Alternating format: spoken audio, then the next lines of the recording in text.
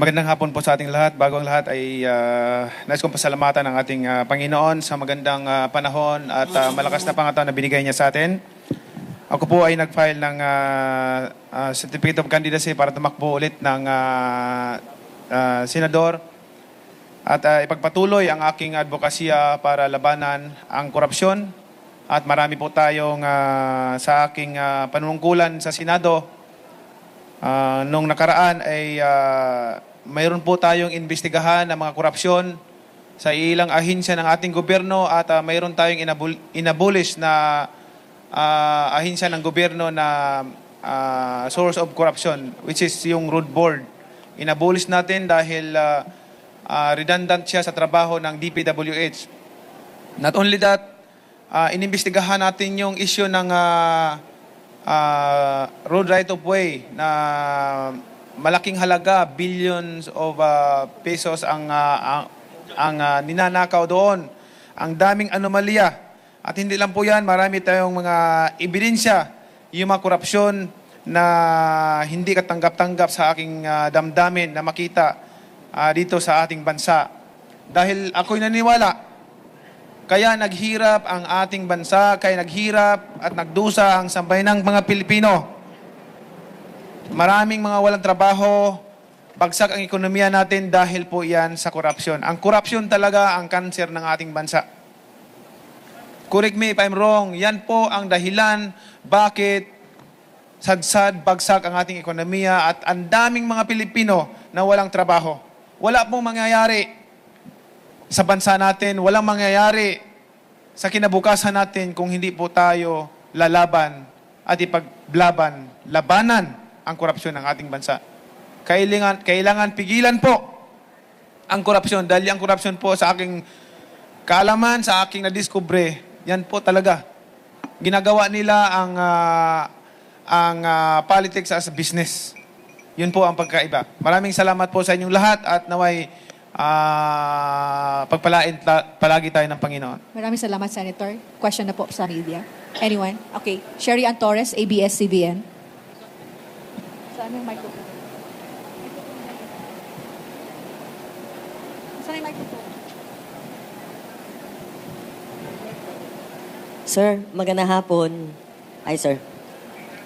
Sir, nung 2022 presidential elections, isa kayo dun sa naging hardest critic ni dating nung nooy candidate na si Ferdinand Marcos Jr. Gaano kahirap sa inyo para mag-consider na una, lumipat sa kanyang partido at ngayon ay tumakbo sa ilalim ng party niya? Hindi naman po nag-criticize ako ng todo sa ating Pangulo. Ang tinanong lang ako ng media noon na about sa korupsyon. Sabi ko, kung may ninakaw, dapat ibalik. Kung may ninakaw, ay ang konstitusyon natin, ang gobyerno natin kailangan ng due process. And then, sa aking pagkakaalaman, bayan, siguro sa habang panahon, ito, imulat natin ang mga mata natin dahil may matatalino naman tayo. Imulat natin. Lagi nating sinisisi ang pamilya Marcos pagdating sa korupsyon. Hindi ba natin nakikita na sa panahon ng Marcos, ang bansa natin number 1 sa ekonomiya? May kurap pang bansa na number 1 sa ekonomiya. Sige. In reality lang ha, in reality lang.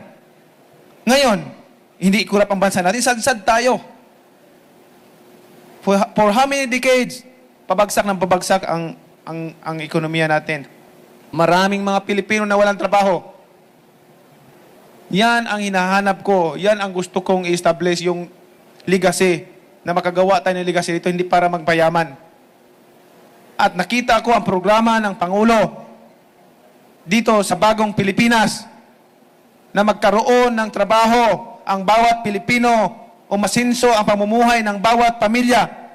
Hindi ba dapat suportahan natin? Hindi pa maganda yan?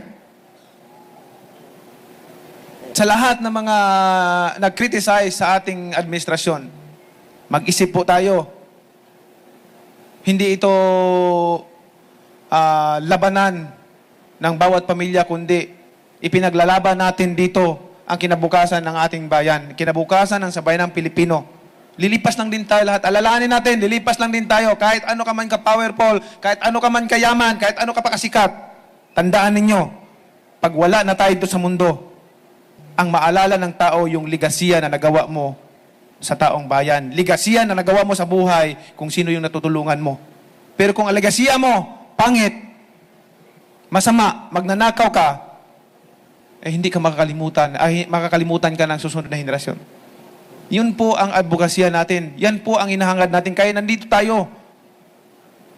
Tumatakbo para ipaglaban ang sambayan ng Pilipino. Kawawa ang mga mahihirap na tao.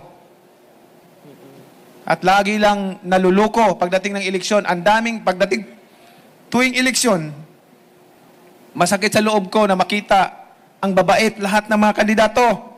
Puro pangako, puro pangako. Yun po, ang nakikita ko, puro pangako, puro pangako. Kung lahat yung mga pangako ay natupad, ang yayaman na ng bawat Pilipino, ang yaman na ng ating bansa. Bayan, imulat natin ang ating mga mata. Yung korupsyon na yan, yan ang pinaka-sintro ng problema ng ating bansa. Ultimo revenue income ng ating gobyerno, nawawala na. So yun po, kailangan mag-isip tayo ng mabuti. Maraming salamat po. Sen, follow up pa na isa. Para rin maging fair. Kasi isa yung family ninyo. Ang ngayon, ang madalas na sinisilip ng mga critics na mga tumatakbo, lalo na yung mga independent, yung pamilya na sabay-sabay na tumatakbo. At marami ngayon nagsusulong na meron isang grupo, alyansa na nagkakaisang mamamayan, 6 ang tawag sa kanila. Nagko-compile sila ngayon ng mga political families na sabay-sabay na tumatakbo at plano nilang kasuhan. Ano po masasabi po ninyo dito? Yun po kasing tinatanong ninyo na about sa dynasty. Alam niyo po ang constitution natin, ang batas natin nagsasabi na lahat may karapatan na tumakbo basta ikaw ay qualified sa mga requirements. Ano yung qualification na yun? Marunong ka bumasa, marunong ka sumulat. Eh pagka hindi mo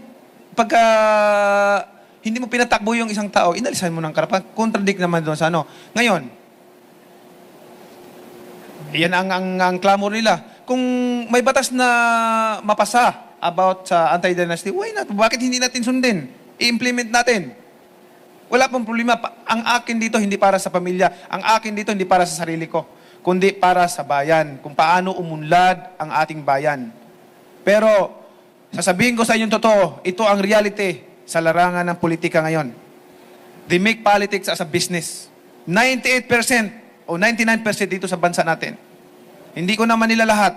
Mayroon namang mga honest dyan. Pero pag nandyan na sa posisyon, gahaman sa pera, gusto magpayaman, at hindi iniisip ang kinabukasan ng mga Pilipino. Iniisip ang kinabukasan ng sambayanang Pilipino at sa mga susunod pang henerasyon. Katulad ng sinasabi ko, ulitin ko ulit. Tandaan ninyo, lilipas din tayo dito sa mundo. Wala tayong madadala. Kahit ano ka pa kayaman, kung sino ka man, wala tayong madadala dito sa mundo, doon sa hukay, sa libingan natin. Yan lang po, alalahanin natin. Maraming salamat po sa inyo. Sir, one last question, very quick. Robert Mano, Teleradyo. Bert, less than 1 minute, okay? Hi sir, magandang hapon. Mabilis na tanong lang sir, kung pag nagbo-boxing kayo naabangan ng public yung inyong laban, sa pagbabalik nyo sa Senado, ano yung mga dapat nilang abangan, yung mga panukalang batas na ipupush po ninyo? Thank you. Alam mo, may mga importante akong batas na naipasa nung ako ay senador. Mayroon tayong naipasang 51 laws na sa Senado. And isa sa pinaka-importante doon na gusto ko yung Bible holiday. And then yung pangalawa, yung OFW handbook na hindi pa na-implement. Maganda sana yon para protection sa ating mga OFW. Para in case na may mga emergency, mayroon silang matawagan, mayroon silang masasandalan. Dapat, I'm hoping na magkakaroon na ng budget at ma-implement na yung OFW handbook. Maraming salamat po sa inyong lahat sa pagkakataon na to. God bless. Sir, nasaan po yung ano nyo?